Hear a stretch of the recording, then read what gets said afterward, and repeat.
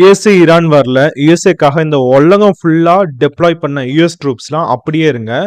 டோட்டலா அந்த 84,000 ட்ரூப்ஸுமே வந்து ஈரான் வந்து நியூக்ளியர் வெப்பன் டெவலப்பே பண்ண மாட்டேன். ஈரான் வந்து ஸ்ட்ரெய்ட் ஆஃப் ஹார்முஸை கம்ப்ளீட்டா ஓப்பன் பண்ணு அப்படின்னு சொல்லக்கூடிய அந்த வார்த்தைக்காக வெயிட் பண்ணுங்க.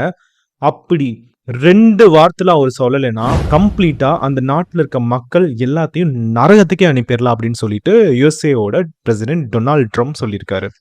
அதாவது பிகினிங்ல ஒரு மிகப்பெரிய ஒரு கேம் விளையாண்டுட்டு இருக்காருங்க. அதாவது என்னன்னா, இந்த வாரம் வந்து கம்ப்ளீட்டா ஒரு 2 வாரத்துக்கு மட்டும் நான் பாஸ் பண்ணி வைக்கிறேன் அப்படின்னு சொன்னாரு.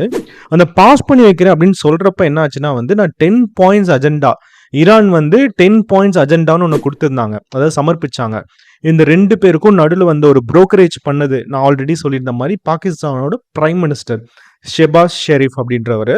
இன்னொரு விஷயம் என்னன்னா, அதாவது Instagram, Facebook, அதாவது Twitter எல்லா இடத்துலயும் ஷெபாஸ் ஷெரீஃப்க்கு வந்து இன்னைக்கு பாராட்டுகள் வந்து ரொம்ப அதிகமா குமிஞ்சிட்டு இருக்கு.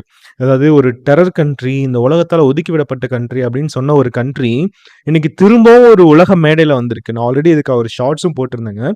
அப்படி ட்ரம்ப் என்ன ஜியோ பாலிடிக்ஸ் விளையாண்டுருக்காரு, என்னென்ன விஷயம்லாம் திரும்ப திரும்ப மாத்தி மாத்தி பேசியிருக்காரு.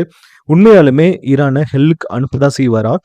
இல்ல ஈரான் அவங்களோட 10 பாயிண்ட் அஜெண்டாவை வித்ட்ரா பண்ணிக்குவாங்களா? இதனால இந்தியாக்கு என்ன ஆபத்து? எல்லாத்தையும் இந்த வீடியோல இன்னும் டீட்டெயிலா பார்க்கலாம். வாங்க வீடியோக்குள்ள போலாம். இந்த வீடியோக்குள்ள போறதுக்கு முன்னாடி நம்ம சேனலை லைக் பண்ணுங்க, ஷேர் பண்ணுங்க. இந்த மாதிரி வீடியோ உங்களுக்கு பிடிச்சிருந்துச்சுன்னா, இல்ல உங்க ஃப்ரெண்ட்ஸுக்கு பிடிச்சிருந்துச்சுன்னா கண்டிப்பா ஷேர்